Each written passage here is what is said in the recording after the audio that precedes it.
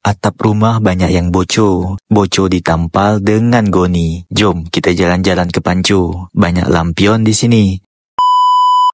Apa khabar kak semua? Jumpa lagi nih sama kami. Sekarang kami lagi berada di Kelurahan Pancu. Kak tahu tak Kelurahan Pancu tu di mana?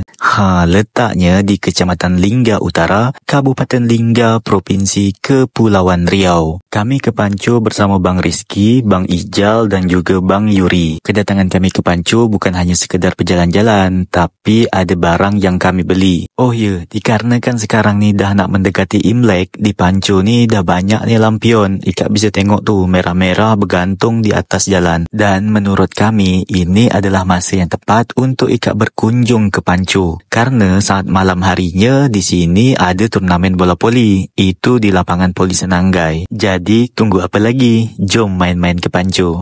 Selepas ni apa lagi yang nak Ikak tengok? Jangan lupa komen ya. Bantu share juga kalau Ikak suka dengan video kami.